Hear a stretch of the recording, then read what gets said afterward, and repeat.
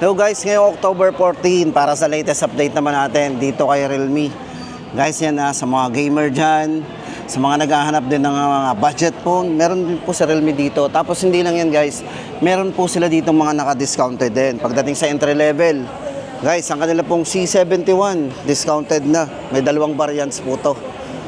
Tapos hindi lang yan, meron po silang bagong labas, ang kanila pong Note 70. Yan, Note 70 guys, ito. Umpisahan na po natin guys ang update yan sa mga naghahanap po ng budget gaming phone guys. Ang kanilang mga 15 series pwede. Ito po guys yung mga 15 series, yung mga update natin ngayon. Tapos hindi lang yan, meron din po sila ditong Realme Watch 5. So ito yung bago nilang watch. Napaka-sporty ng dating nito. Tapos discounted na rin ng mga ibang brand po dito, ibang mga ano po dito ibang mga unit po ni Realme. So ayan, iisa-isahin po natin yung mga yan. At sa mga naghahanap po ng tablet, andito po ang kanilang Tech Life Pad Plus. Ito po 12 inches po to guys, medyo malaki po ang screen ito. Kaya kung hanap natin ay malaking screen, ito po ang kanila pong Tech Life Pad Plus 12 inches. Yan. So ito guys, umpisa na natin. Dito muna tayo sa kanilang budget phone. Yan, kung naghahanap po tayo ng budget phone lang dito kay Realme, ito po yung may re-recommend natin sa inyo, ang kanila pong Realme Note 7. So guys, ito meron po itong ito po tinatawag nilang built to last, kasi nga po ito po ay merong massive battery na 6,300 mAh battery.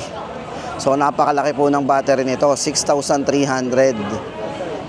Yan. Para po sa size ng screen, ito nga pala guys ay merong size na screen na 6.7 inches. Pag sukatin niyo po yan, 6.7, medyo malaki din. At ito ay naka 90 Hz na rin ang screen refresh rate. Very smooth na rin with iCar display. So yan, syempre yung display niyan hindi ganun ka sa mata, ka-harmful. Kasi nga po meron siyang iCar display at smart touch control. Siyempre, meron po siyang ilaw dito sa likod. Yan guys, pwede nating i-customize. So, customizable po yan. Yung kanyang tinatawag na pulse light. So, yun po yung tinatawag na pulse light. Pwede natin baguhin yan. Tapos, ito, pagdating sa volume, ang kanila pong budget na Realme Note 70 ay merong 300% volume.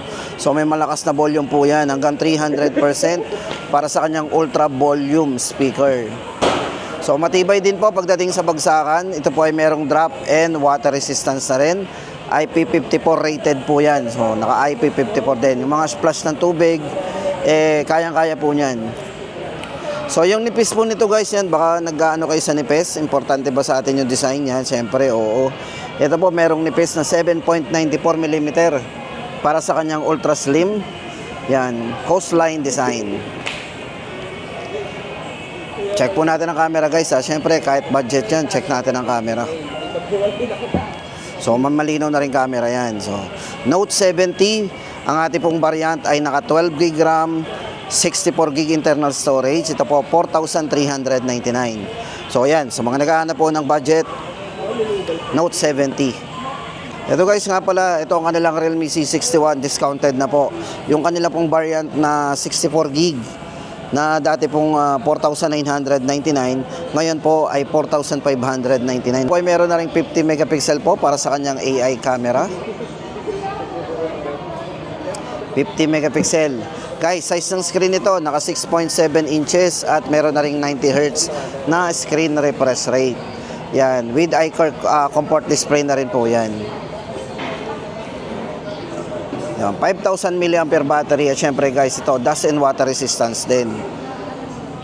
Yan, sa mga naghahanap po ng budget lang na cellphone dito kay Realme, ang kanila pong Realme C61, ulitin po natin ang presyo nito guys. Ito po ay 4,599 na lang.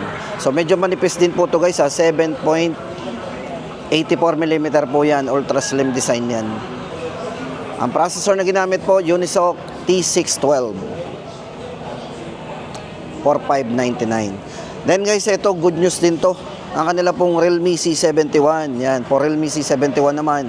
Ito po, dalawang variants po ng kanilang Realme C71. Discounted na.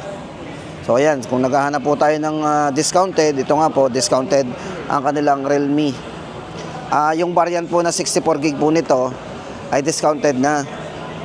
Yan, meron po tayong discounted na dati pong ano yan dating 5,499 ang 64 po nito, ngayon po 4,999. Then ang isang variant po nito na 128 gig, 6,499. Guys, ano bang maganda dito sa kanilang Realme C71?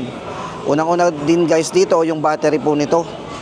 Grabe yung battery po nito, 6,300, massive battery. Supported po ng 45 watts po yan, fast charging din. Then yung design po nito guys, mapansin yung design yan. Yan po ay, ang tawag po dyan ay light feather design. Pagdating po sa nipis, yung thickness nito 7.79 mm. Diba? Matibay din kasi ito ay naka-military grade shock resistance at armor shell protection. Yan, syempre daily water resistance din yan. Meron din po itong tinatawag na sonic pag halimbawa accidentally nahulog yan sa tubig, syempre meron yung tinatawag na sonic wave water ejection din. So nilalabas niya yung tubig dito. Then signal hunter antenna, yan. Meron na ring smart touch sa screen. Yan. Tapos ang kanya pong refresh rate, ito ay naka 120 Hz na rin po. Pagdating sa kanyang refresh rate sa screen refresh rate, yung kanyang eye comfort display. At meron na rin po itong always on display. So kahit naka-close po yan, may display pa rin po yung ating screen. Processor na ginamit po dito is Unisoc T72550 octa-core chipset. Yan. Bago po dito, syempre guys, ito meron itong tinatawag na high speed snapshot kung camera. So check na natin yung camera nito.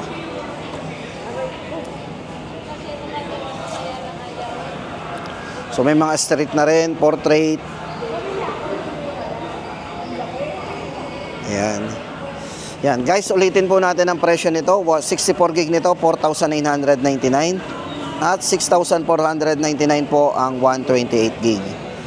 Realme C71.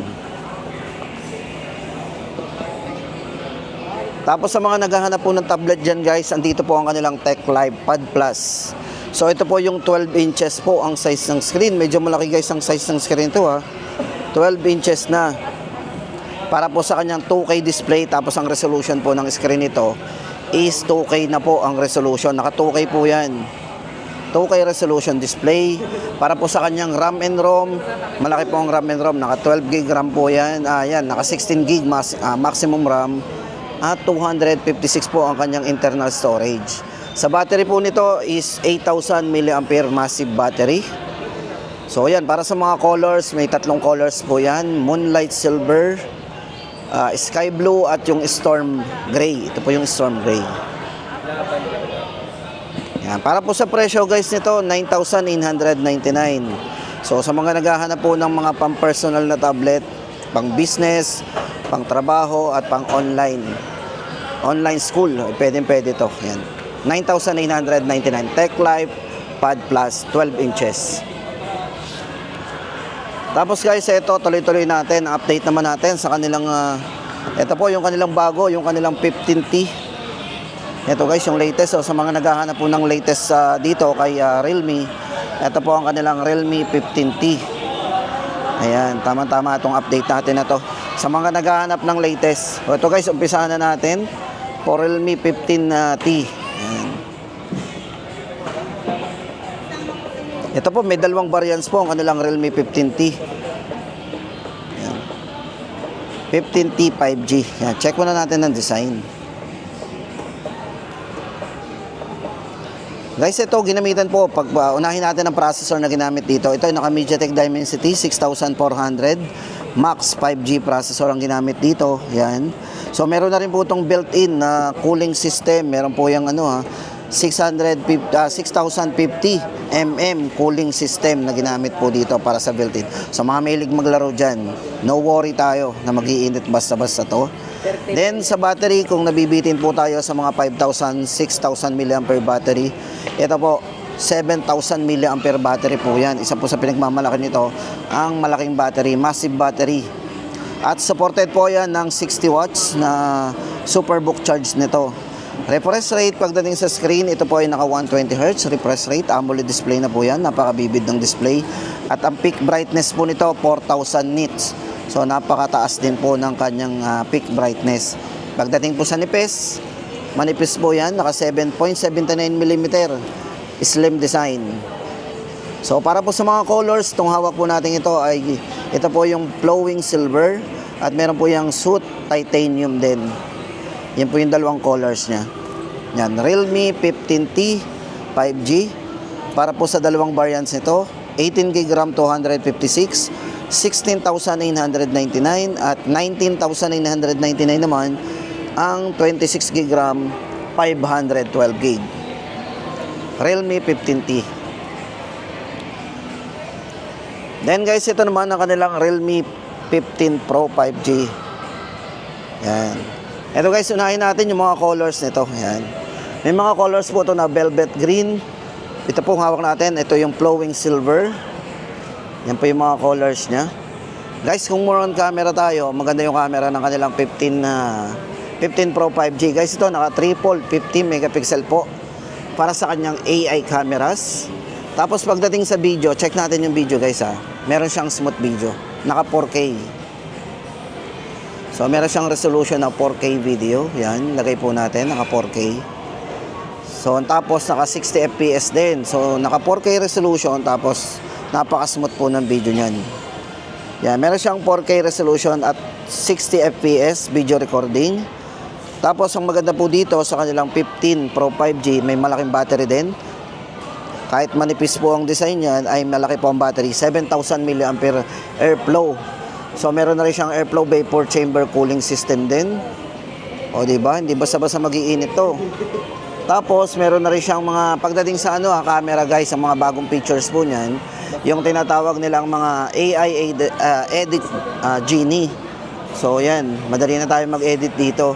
Then AI party mode, AI multitasker at syempre pagdating po sa kanyang refresh rate nga pala, ito po ay naka 144 po yung screen refresh rate, napakataas po. At naka 4D curve display ang design niyan, naka 4D po yan, check nyo, medyo curve po yan. Processor Snapdragon 7 Generation 4, 5G processor.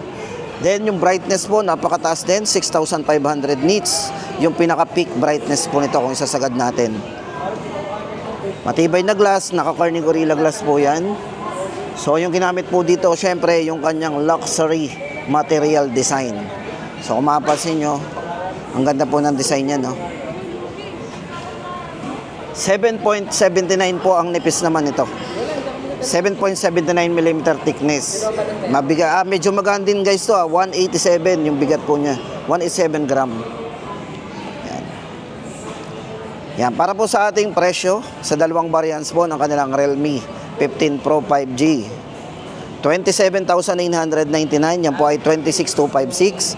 30,999, 26GB RAM, 512GB. Kung gusto natin ng malaking internal storage, doon tayo sa 30,999. At ang next naman natin guys, ang kanilang 5G, 15 5G. Yan. Sa colors din po nito, ito, check muna natin ang kulay nito. Ito po yung tinatawag nilang silk pink. Yan. Silk pink at ang isang kulay po nito ay soot titanium. Yan. Camera, pagdating sa camera guys, ito ay naka dual 50 megapixel at para sa kanyang AI cameras. Naka 4K na rin pagdating sa video recording at 30 FPS po ang video recording niya. Battery, napakataas, napakalaki din po ng battery nito, 7,000 mAh battery. At supported ng 80 watts po pagdating sa charging. Yan, vapor chamber cooling na rin, meron na rin po siyang ganun. Siyempre, camera, same din po ng sa mga Pro. Meron din siyang AI Edit Genie, Party Mode, at yung multitasker din. Processor na ginamit po dito is 73 plus 5G processor. Napakataas po ng screen refresh rate din. 144 po ang screen refresh rate nito. Naka full high definition display. Napaka-vivid na po kasi AMOLED display na po yan. Pagdating po sa kanyang brightness, o yung peak brightness po nito, 4,500 nits. So napakaliwanag po nito pag sinagad po natin yan. Matibay na glass, naka Corning Gorilla Glass na rin po yan. At syempre luxury material design din ang ginamit. Pagdating naman po sa thickness nito, 7.66mm. Ang bigat po nito, 185 gram. Yan, para po sa presyo ng ating Realme 15 5G, 23,999. 26 gig RAM, 256 gig. Tapos guys, ito, sa mga naghahanap dyan ng murang smartwatch dito kay Realme, may bagong labas po sila dito. Ito, napakagaan din. Ang kanila pong Realme Watch 5. Grabe, mura naman ito. Ito guys, price po natin dito 3,299. Mostly nakikita natin mga presyo ng mga smartwatch ngayon nasa mga 6,000 to 10,000. Pero dito, meron na tayo ditong 3,299. Ito po, medyo ano din, matipid sa battery, 14 days. Long battery life po yan. IP68, ang taas po ng IP rating nito, up to 1 meter for 30 minutes. Makakasurvive sa tubig. O, diba? Yan, price po natin 3,299 ang pangalan po ng ating Realme Watch 5. Yan, Realme Watch 5. At ang last po sa ating update sa inyo guys ngayon ay ang kanilang Realme 14. Ito guys, ang kanilang Realme 14 5G. Yan, para po sa ating latest price update. At syempre yung mga specs din. Check nyo po yung design nito. Yan, ang design yan. Parang cyberpunk ang datingan. Ito guys, unang-una dito sa specs po ng kanilang Realme 14 5G, yung kanyang cooling system. Meron po siyang 6,050 mm vapor cooling system po nito. Pagdating sa game po ay pwede po nating ilagay yan sa 120 o isagad sa 120 FPS smooth gaming. Battery po nito is 6,000 mAh massive battery na din. 45 watts superbook charge. Size ng screen 6.67 inches. Full high definition super AMOLED display at naka 120 Hz na rin po yung kanyang screen refresh rate. So meron na rin yung TUV Rainland low blue light certified. So para sa ating mata ay safe. Yan. RAM and ROM, ito ay naka 26 gig maximum RAM at 256 po ang kanyang internal storage. Camera, yan, check po natin. Meron din camera na 50 megapixel po yan guys At mayroon na ring smooth yan pagdating sa video. So naka 1080 60 fps na rin yan. So no worry tayo kahit malikot-likot ang kamay natin dyan pag video. Syempre mga bago din po dito, meron na rin yung AI Eraser 2.0, AI Motion Deblur and AI Clear Face pagdating sa camera. Syempre Android 14 ang pinaka-latest version nito. Yan. Realme 14 5G. Para po sa variant na hawak natin, 26 gig RAM, 256 gig internal storage, 17,999. O ayan guys ang ating pinaka-latest update dito kay Realme. Kung Realme po ang ating hanap, yan na po yung update natin ngayong October 14, 2025.